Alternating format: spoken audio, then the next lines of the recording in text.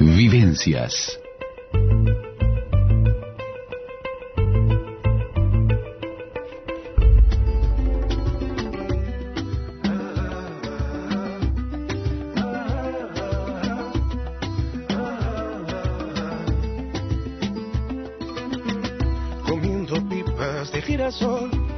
Bienvenidos a Vivencias. Hoy tenemos el honor de recibir a Óscar Botinelli, politólogo, periodista, docente y universitario, que acaba de publicar el libro Los Juegos del Poder, que resume 2 décadas de análisis político entre 1994 y 2014, con quien dialogaremos sobre sus vivencias, su pensamiento y sobre el papel del analista político.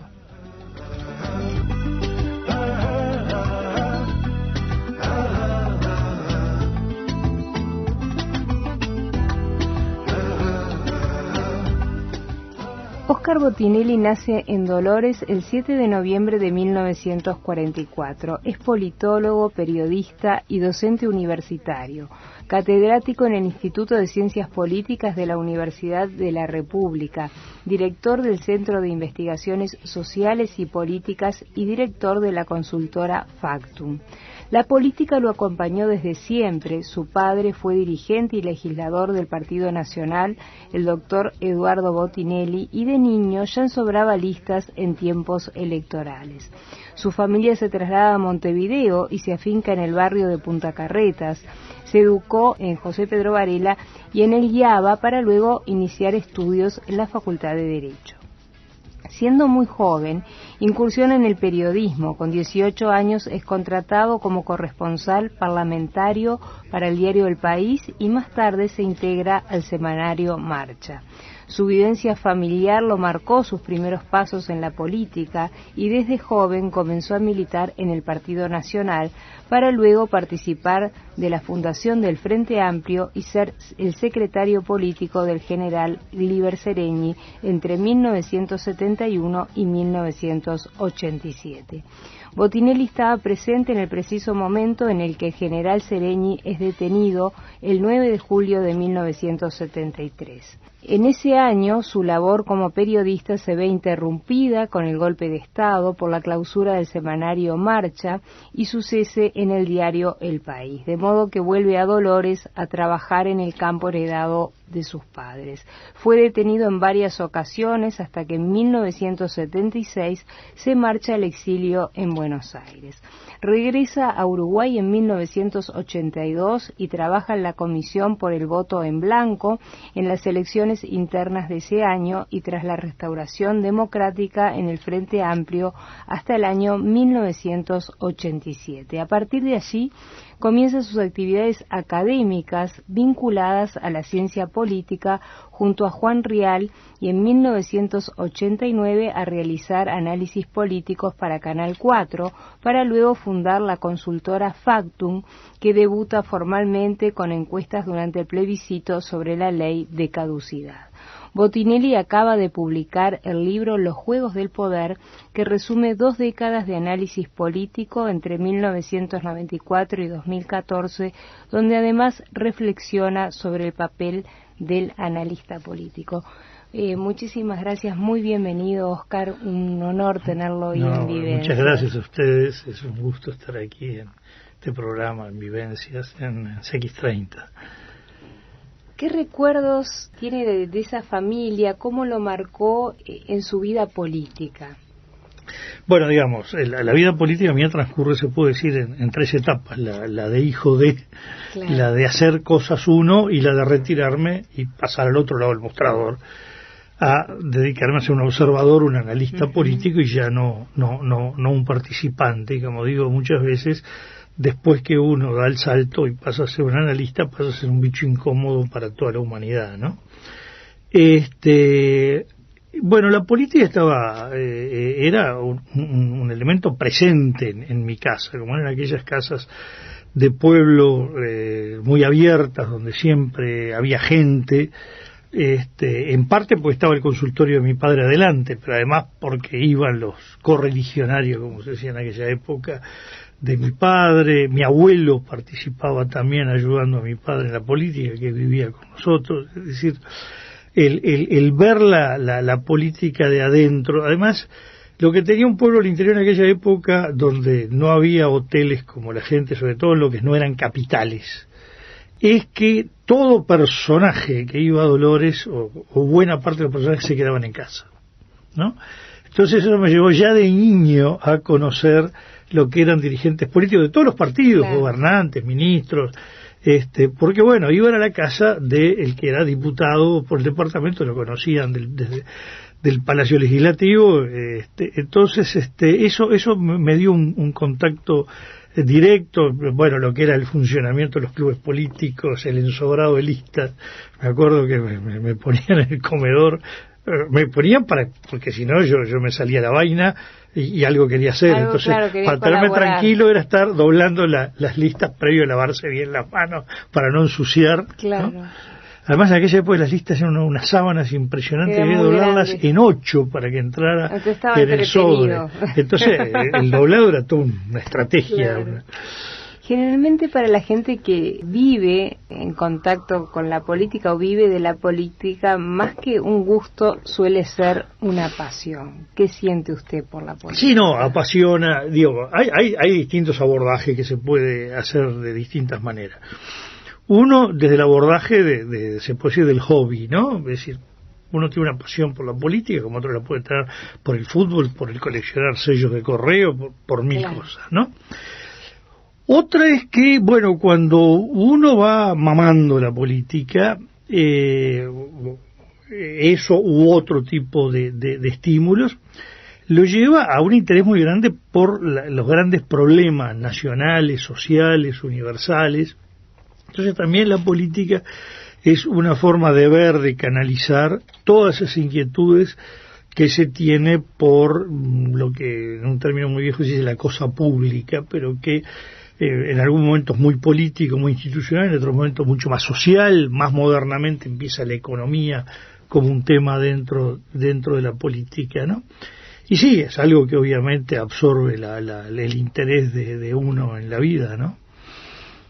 La política, como cualquier cosa en la vida, está relacionada con la ética de las personas, ¿no? Y el mundo de hoy es un mundo bastante complicado en el que vivimos. ¿Considera que se pueden preservar los valores éticos en este siglo XXI? Bueno, el tema es el siguiente. El mundo está complicado. Uh-huh. Yo siento además que la política es uno de los centros de poder que hay, incluso en Uruguay, donde fue un país muy estadocéntrico y político-céntrico. Y imaginemos que en Uruguay a veces hay algunas denuncias de algo, lo que son países donde hoy $1.000 millones no es nada. Entonces, donde se danzan las decenas de miles de millones de dólares, la posibilidad que hay de corrupción, si no hay límites éticos muy fuertes. Y uno observa hoy que lo que está pasando en Europa, las grandes oleadas de denuncia de corrupción de España, de Italia, Grecia, bueno, ahora menos, pero una década atrás fue muy grande en Japón. Lo que vemos en Argentina, lo que vemos ahora en Brasil, estos escándalos que se han generado en torno a la gran empresa petrolera Petrobras, sobre todo que en el mundo occidental se están mezclando dos tipos de corrupción.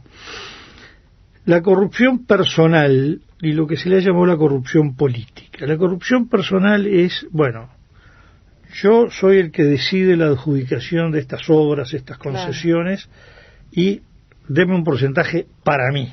Con lo cual yo me compro cosas para mí o mi familia. Ahí estamos hablando de lo personal. Esa es la personal. La política que dio lugar a una gran discusión, por ejemplo, en Italia en los 90, con lo que se llamó el proceso de Tangentopoli, que es gente que se defendía diciendo, no, pero cuidado, acá no ha habido corrupción personal. Es decir, sí, Yo adjudicaba esto a quien nos daba el 5%, el 10% de la obra. Pero eso iba para el financiamiento del partido, no para la persona. Entonces... Ahí ya el problema va para otro lado. Gran parte de las denuncias que hay en España en este momento no son de corrupción personal. Por ejemplo, la denuncia contra Bárcena, el tesorero del Partido Popular, en realidad es por el financiamiento ilícito del Partido Popular. También hay denuncia contra el Partido Socialista, y el uso eludiendo impuestos que hacía el Partido Popular. Pero en estos casos no aparece enriquecimiento personal. Distinto otros casos, por ejemplo, los yernos del rey, cosas por el estilo, del ex rey, que ahí era directamente enriquecimiento personal. No había ningún tipo de partido político de por medio, ni era para hacer ninguna campaña electoral. Entonces son distintos los fenómenos que se dan. Curiosamente, en Italia se reaccionó contra esta forma de corrupción eliminando el financiamiento público de los partidos. Entre otras cosas porque se había usado los recursos para cosas personales en algunas situaciones. Sin embargo, el financiamiento público ha sido las formas que más ha combatido la corrupción política, porque ha hecho que los partidos o los candidatos dependan menos de las grandes empresas o los empresarios para contribuir a las campañas electorales. Ahora, la corrupción tiene que ver también, Uruguay tiene un nivel muy bajo de corrupción. Tanto es así que en algunos escándalos que ha habido en este país, yo me acuerdo que de ir a Argentina y mirarnos como diciendo, pero díganos que ustedes son idiotas, ¿no? De lo que están hablando y a eso le consideran corrupción. Es poco menos que alguien se quedó con el vuelto de los cigarrillos, ¿no? Es decir, Uruguay todavía es un país en que la corrupción está relativamente controlada. Quizás lo que hay en Uruguay es un avance, sí, de influencias de distinto tipo económicas sobre el poder político de todos los grandes partidos. Siempre hubo alguna influencia, pero quizás en este momento es mayor que lo histórico, ¿no? Le invito a Óscar Botinelli a hacer la primera pausa y continuamos dialogando.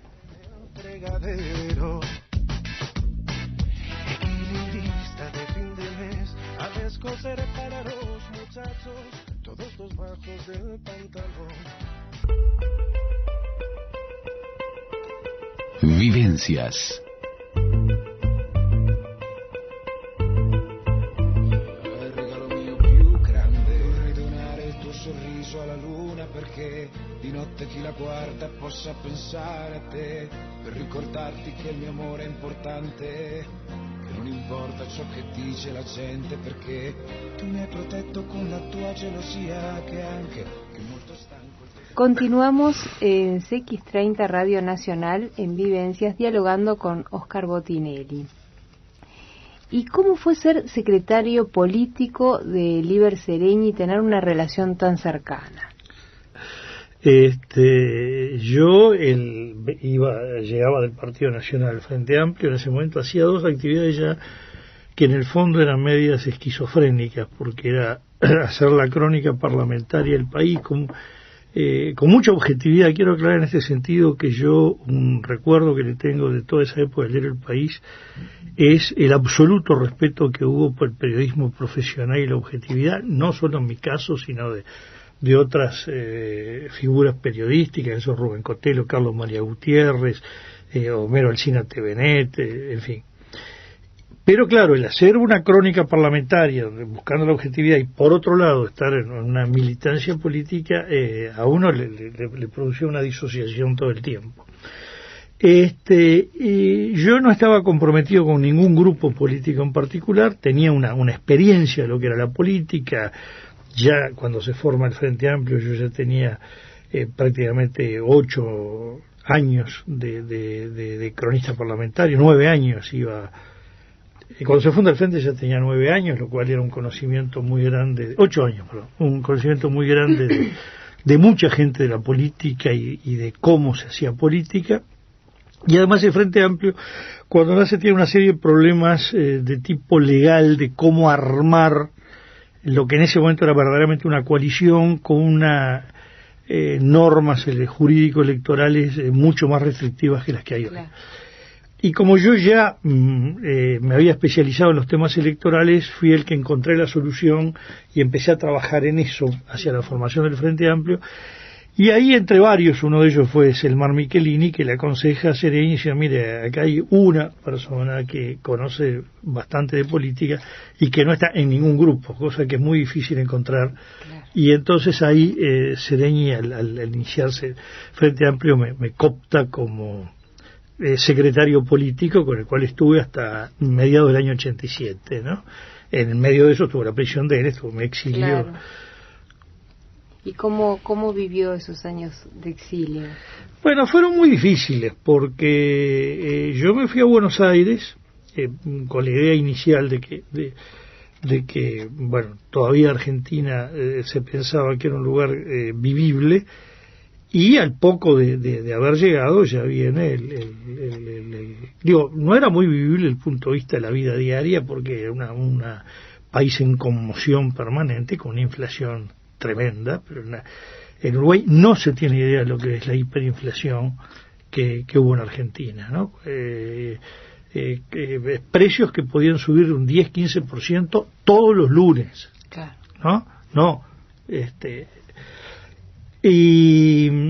Pero claro, viene el golpe de Estado militar, luego viene la muerte de Selmar Michelini, del Toba Gutiérrez Ruiz. Yo estaba mucho en contacto, sobre todo con Selmar, que era muy amigo, y la situación se puso un poco difícil, y ahí yo me iba a ir.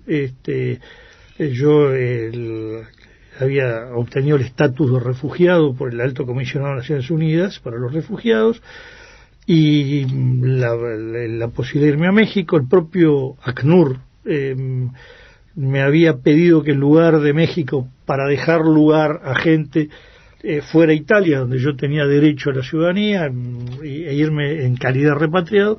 Y como estaba en ese dilema, fue que viene un pedido de Sereñi, que ya le habían levantado la incomunicación, diciendo cada cual es dueño de sus propios miedos y de sus propios riesgos, claro. Pero evaluando eso, si me podía quedar en Buenos Aires, que me quedara. Y bueno, y ahí hice tripas corazón y me quedé. Y claro, fue muy difícil, primero hasta el punto de vista laboral. Al principio tuve que salir a una cosa muy usual, era la venta de libros, ¿no? Pero el caso mío era de la distribución mayorista de libros a kioscos, claro, que había sobre todo en la provincia de Buenos Aires, en las estaciones ferrocarril, en pequeñas librerías y papelerías. Y después ya, a partir del 79, a fines del 79, entré como representante de la parte italiana, una empresa ítalo-francesa de transporte, con la cual estuve unos años también. Pero fue difícil desde el punto de vista de la vida, alejado de... Entonces yo iba a entrar a un diario muy importante de Buenos Aires, que es el diario La Opinión, iba a entrar a través del mar, y bueno, después de todo lo que ocurrió, el propio diario me pidió que yo no entrara, que me alejara, que no era... Eran momentos difíciles. Y fue durísimo, ¿no? Ahí nació mi hijo mayor, el sociólogo que dirige Factum, y bueno, y empieza el proceso de gestación de mi segundo hijo, así que fue un periodo que tiene sus alegrías en medio de algo que lo vivo obviamente con mucha dureza, ¿no? Después de todo eso que ha vivido, esos años de lucha, de experiencia, si yo le preguntara, ¿se puede vivir sin sueños? ¿Qué es la utopía para usted? ¿Qué me responde? Bueno, a ver, el tema es el siguiente.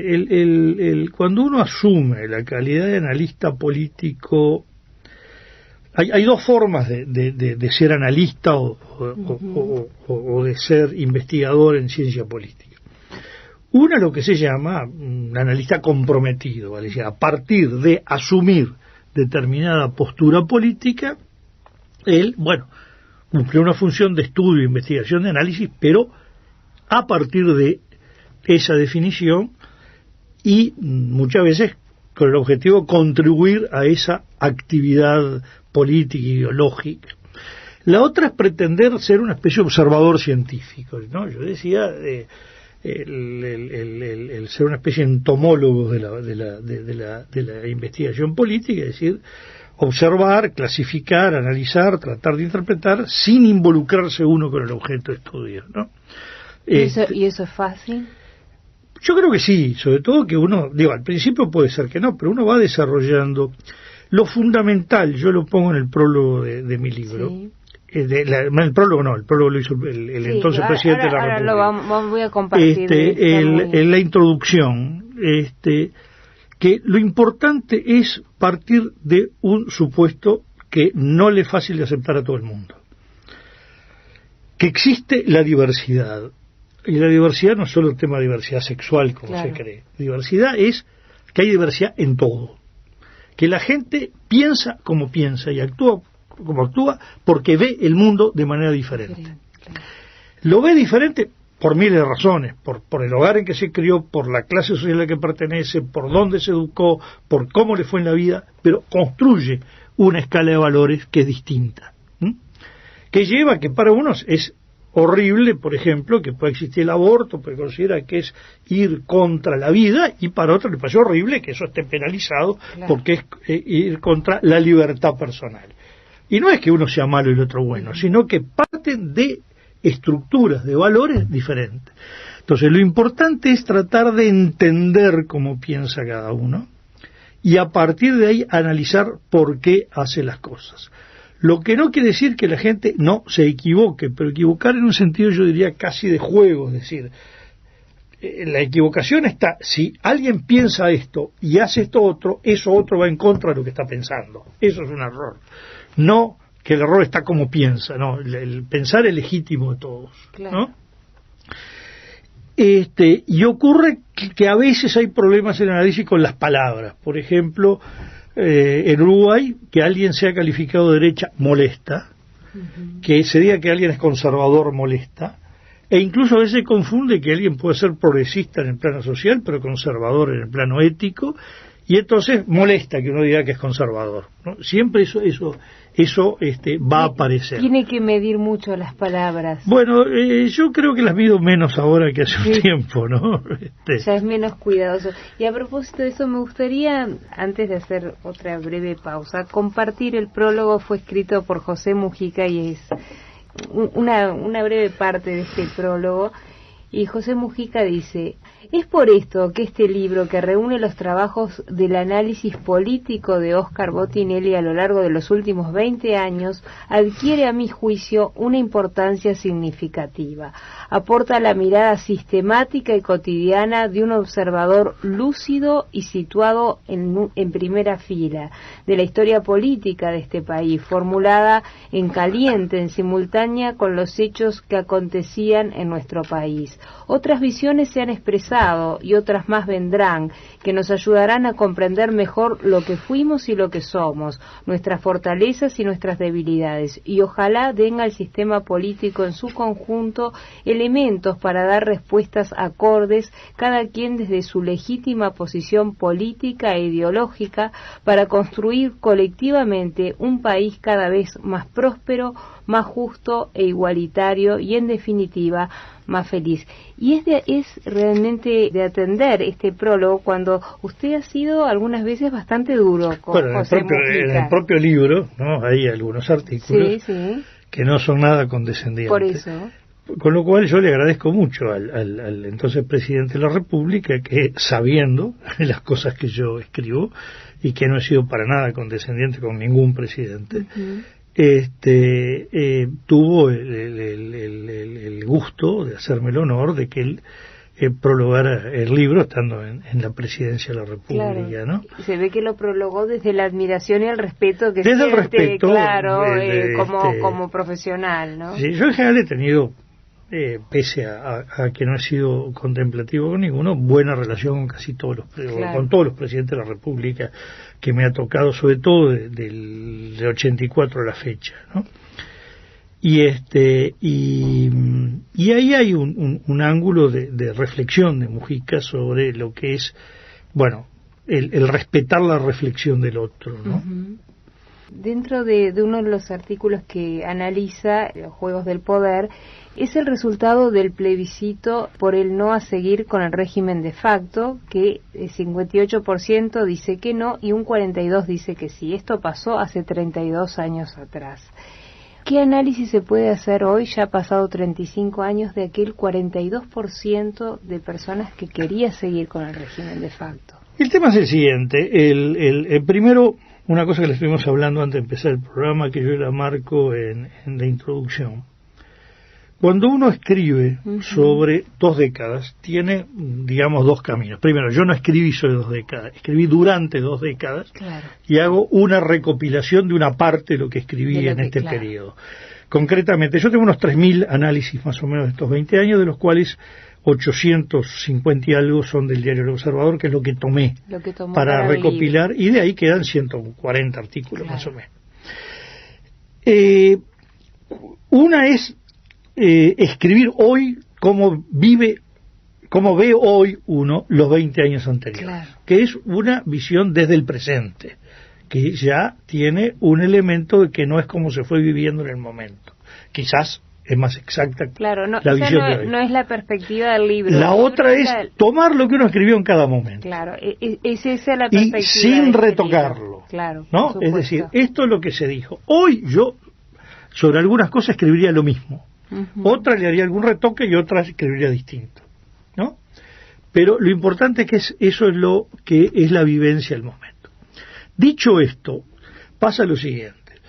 Cuando uno analiza hoy cualquier hecho histórico, puede ser muy duro al juzgar lo que pasó, y le da la impresión de que en Alemania existió el nazismo y fue Hitler y 4 más contra todo un pueblo que no tiene nada que ver. No, Hitler tuvo un apoyo abrumadoramente mayoritario. Lo tuvo Mussolini, lo tuvo Franco. Entonces hay que entender que las cosas son mucho más complicadas que la visión que se tiene hoy. ¿Por qué los pueblos apoyan esas cosas? Bueno, en cada caso hay todo un análisis. Lo cierto es que en Uruguay, en 1980, el 42% votó que sí al proyecto de reforma constitucional que propuso el régimen militar. Ese 42% podía estar constituido por algunos que dijeran no, porque era la solución que había para salir de aquí. Pero en líneas generales era un voto por lo menos no opositor al régimen militar. Y hay que entender que en Uruguay no fue que 4 dieron el golpe contra todo el país en contra. No se puede saber, ni había encuestas, ni era posible hacerlo en ese momento. Pero, grosso modo, más o menos medio país, un poco más, un poco menos, estaba en contra. Pero otro medio país, más o menos, estaba a favor del golpe de Estado. Eso hay que recogerlo. Esto no quiere decir que estuviera bien el golpe ni que estuviera mal. Es que había gente que lo veía bien y gente que lo veía mal, por distintas razones. Y eso es algo que hay que atender después cuando se analiza los hechos posteriores. Que lo que ocurre en Uruguay, que es la gran diferencia con Chile, es que mientras más o menos los porcentajes no fueron demasiado diferentes en Chile en el plebiscito del 88 sobre la continuidad de Pinochet. En el 80 fue al revés, Pinochet más o menos saca, no me acuerdo cuánto ahora, pero 56, 58% el sí, dicen que había fraude o no, pero lo cierto es que 8 años después, con todo el mundo en contra, tenía el 42, nada menos.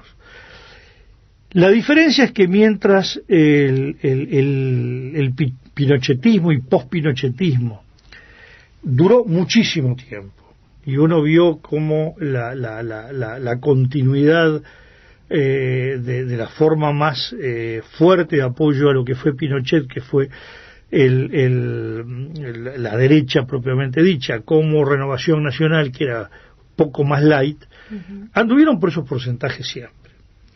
Y la concertación por el no, que después fue concertación para la democracia, que la que gobierna hoy Chile, salvo el periodo de Piñera, se mantuvo en gran medida unida porque había medio país que seguía pensando que bueno había sido lo de antes. Mientras que en Uruguay claramente el régimen militar se fue agotando. ese 42% que tiene el 80 ya no se revalida en el 82 cuando son las elecciones de partido político, lo que podían ser los continuadores, o por lo menos que tenían una visión no del todo negativa del golpe de Estado, ya habían bajado al 20. Claro. Y después ya en el 84 casi no tenían expresión política. Por lo tanto, Uruguay entró rápidamente en una normalidad institucional en la medida que ya no había un factor aglutinante del peligro del pasado. El pasado había quedado en el pasado, salvo toda una serie de temas emergentes que hasta el día de hoy todavía están discutiendo. Por resolverse. Le invito a hacer una breve pausa y continuamos dialogando.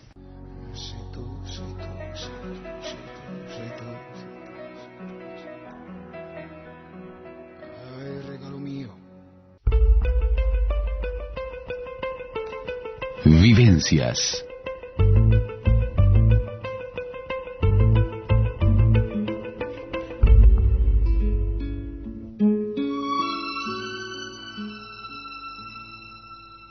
Uno se cree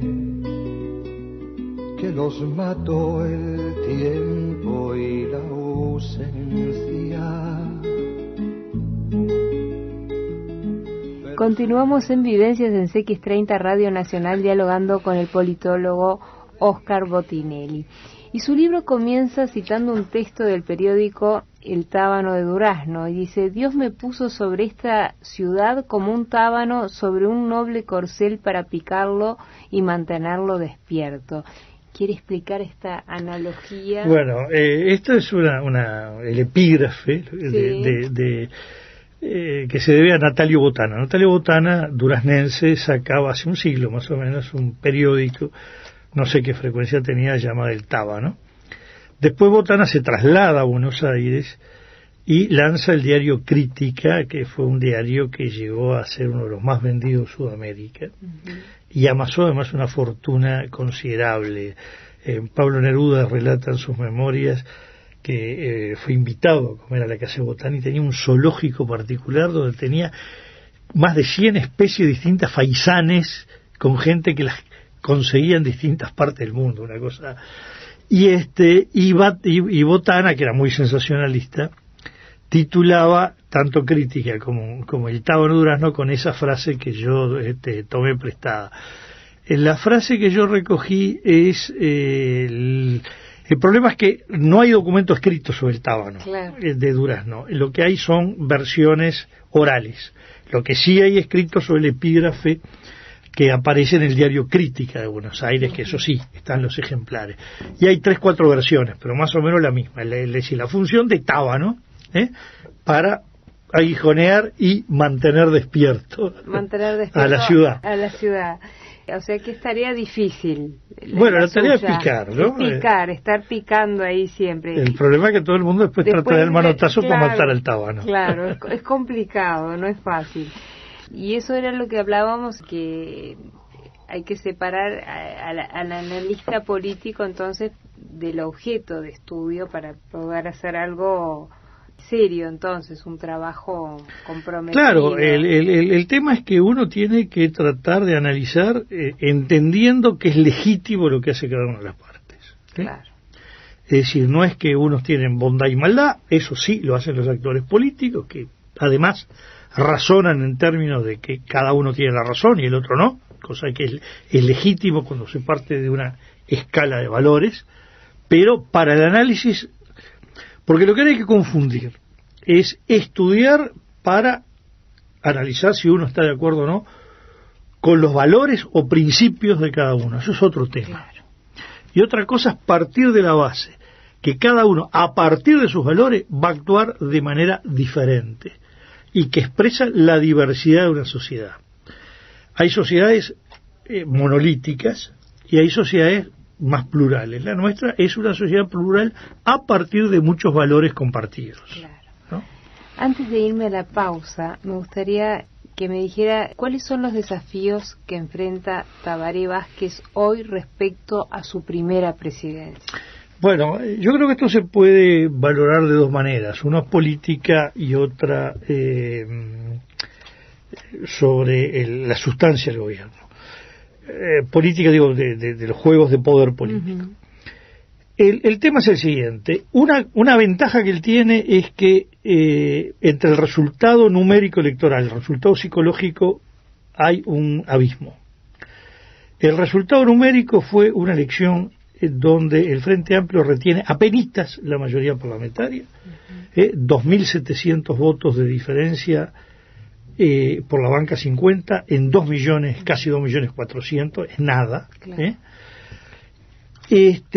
Sin embargo, psicológicamente, el que el Frente hubiera retirado la mayoría absoluta implicó como una especie de derrumbe psicológico de la oposición, que llevó a su vez que fuera muy holgado el resultado del balotaje. Eso le da un espacio que no le daban exactamente los números. Ahí tiene un problema resuelto. Lo otro es que el Vázquez, que asume en 2004, es un líder absoluto de todo el Frente Amplio, que además todo el Frente le había dado plenos poderes. No, y ya eso que nosotros advertimos apenas se acercaba a la toma de posesión, ya se vio en una serie de episodios que hay un juego entre el poder de Vázquez y el poder de Mujica. No es la primera vez que ocurre, se dio muy claro en la presidencia Valle, entre el poder de Valle, quiero decir, de Jorge Valle, y el de Julio María Sanguinetti, cada uno con medio partido. Acá no es cuantificable, pero más o menos Mujica domina un poco más de la mitad de la bancada y Vázquez un poco menos, compensado por tener el poder ejecutivo, que le da mucha fuerza. Y ahí tiene una serie de dificultades. Se está viendo en la designación del directorio de ACE, se está viendo en algunos temas respecto a imposición al campo, en el manejo del Fondo de Desarrollo, del FONDES. Y estos son los desafíos que tiene. Y el desafío de juego de poder, donde Vázquez fue por un camino muy duro, que es buscar imponer la autoridad. Quizás si no iba a ser por ese camino le iba a ser difícil dominar el poder de Mujica, pero también fue por un camino más de imposición que de diálogo, que tiene sus lógicas y sus riesgos. Yo creo que el riesgo mayor que tiene la presidencia de Vázquez es un tema que él que no es de él, que él toma, que es que Uruguay está en una región que entra en una situación de cierto enfriamiento económico. Brasil se está viendo la turbulencia social y política que está generando el ajuste económico. Uruguay está en mucho mejor situación que Brasil. Hay dudas, hay economistas que dicen cuidado con este optimismo, hay quien dice cuidado con el pesimismo, porque el pesimismo genera pesimismo y genera retracción. Pero lo cierto es que él ya alargado, apenas asumió Vázquez, señales muy claras de que hay que cuidar la caja. Acá no es momento de tirar manteca al techo. Hay planes sociales que cumplir que son muy caros, caso Sistema Nacional de Cuidados, no retroceder en ninguno de los planes que tiene el gobierno, pero la fiesta viene complicada y por lo tanto hay que cuidar el gasto, hay que reducir el gasto, y esto genera siempre la amenaza de que pueda aumentar la desocupación, es decir, que pueda bajar el alto nivel de empleo que hay en Uruguay. Ese riesgo siempre está, entonces tiene que estar cuidando. Yo creo que por ahí está el desafío estratégico que tiene la presidencia Vázquez, que es lograr mantener políticas de alto costo social, costo financiero de políticas sociales, en un momento en que ya los números económicos de la región y del mundo no son tan favorables como eran, y donde Uruguay tiene que buscar convivir con una situación que es de crecimiento, porque eso es lo complicado. No es que Uruguay deja de crecer, como sí está dejando de crecer Brasil o Argentina. Uruguay sigue creciendo, pero crece a menor velocidad. Y eso es un pequeño bajón que hay que saber administrar, que no es una crisis, por supuesto, no es una caída de la economía tampoco, pero hay que saber ajustar los detalles. Y eso va a ser lo más difícil, sobre todo cuando este año tenemos el presupuesto, que es fundamental en todo el tema de los salarios públicos, más las peleas de todos los organismos públicos por tener más recursos para gastar, y empiezan ya las rondas de consejos salarios entre el año 15 y el año 16, que se viene ya de una dinámica de que cada vez que se renegocian salarios es un aumento real, un aumento por encima de la inflación. Y bueno, y acá viene el juego de cuánto es posible eso, cuánto no. Está la visión de que todavía hay espacio, está la visión de que hay que poner un freno, un límite. Bueno, por ahí están los juegos. Yo creo que por ahí va a estar el desafío sustancial, grande que va a tener Vázquez. Le invito a hacer la última pausa y continuamos dialogando. Vendió boleto de ida y vuelta. Son aquellas pequeñas cosas que nos dejó tiempo de rosa. Vivencias.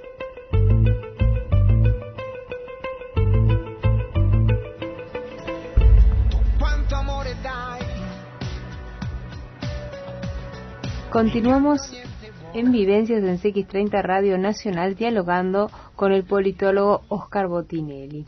Y en la tapa de este libro, Los Juegos del Poder, hay una imagen de una ficha y de ajedrez.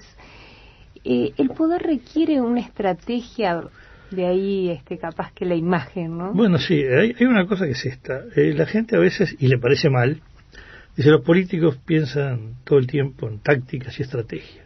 En la vida todo el mundo vive pensando en táctica y estrategia, en todo lo que hace en la vida. Todo empresario hace un análisis táctico, estratégico de cómo desarrollar su empresa, o empresario, estoy hablando no solo de un gran empresario, digo que tiene un kiosco, ¿cómo hago para vender? ¿No? En la vida personal, ¿cómo hago para conseguirme aquella chica? Bueno, mira, no vayas a decir tal cosa, ¿no? Eso es una táctica. Uh-huh. Es decir, la idea de que la táctica es algo rebuscado de gente que tiene ideas perversas es absurdo. La táctica y la estrategia existen en todos los órdenes de la vida y naturalmente es fundamental en el manejo del poder, ¿no? Y ya estando en los últimos minutos, me interesaría que nos cuente cómo ha cambiado la forma de procesar las encuestas, de aquellas mediciones de boca de urna, desde comienzos de Factum hace 25 años a la actualidad.